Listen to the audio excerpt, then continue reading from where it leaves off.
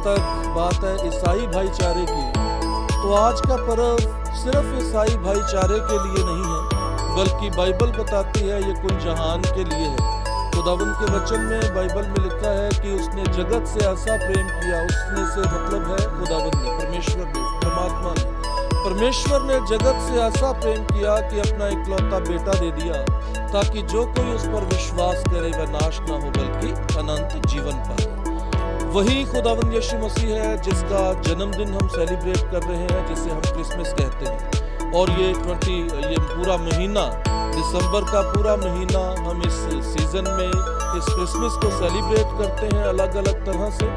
और 24 की नाइट में खुदावंद यीशु मसीह का जन्म हुआ, इसलिए 24 और 25 तारीख हमारे लिए बहुत खास है, महत्वपूर्ण है। और ये दिन स्पेशली प्रभु यीशु मसीह के बर्थ को सेलिब्रेट करने का समय है।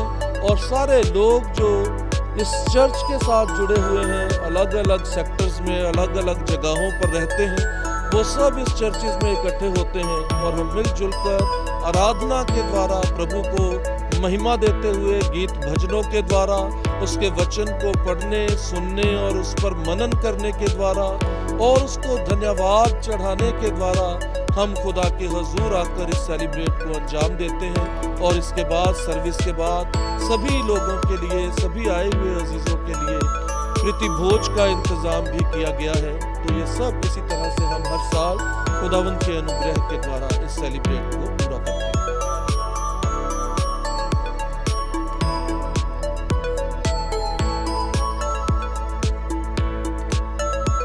जहाँ तक कार्यक्रम की बात है, हमारे चर्च की सर्विस होती है, जिसे हम चर्च सर्विस कहते हैं, और इस सर्विस को हम हिंदी में आराधना कह देते हैं। ये आराधना में गीत भजन भी गाए जाते हैं, इस आराधना में प्रार्थनाएं, विनतियां भी की जाती हैं, इस आराधना में परमेश्वर की वाणी को भी पढ़ा जाता है, सुना जाता है, उस पर मनन भी किया जाता है। और ये सब कुछ मिलजुल कर कुल एक आराधना बनती है, चर्च सर्विस बनती है। ये इसका एक पर्टिकुलर टाइम होता है। हमारा टाइम है 10 बजे से लेकर, आपने देखा लगभग 1 बजे तक का ये टाइमिंग रहा, 2 घंटे का। उसके बाद हम अपनी खुशी को अपने लोगों, अपने अजीजों के साथ खाने के रूप में बांटते हैं और उसके बाद शांति से यहाँ से रुखसत होते हैं।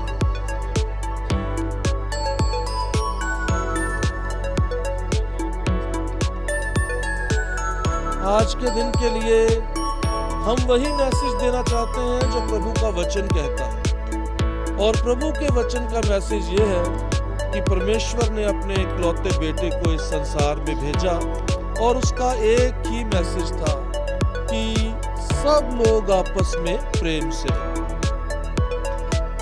और प्रभु के वचन में लिखा है कि जो अपने साथ रहने वाले भाई से प्यार नहीं करता, वो परमात्मा से भी प्यार।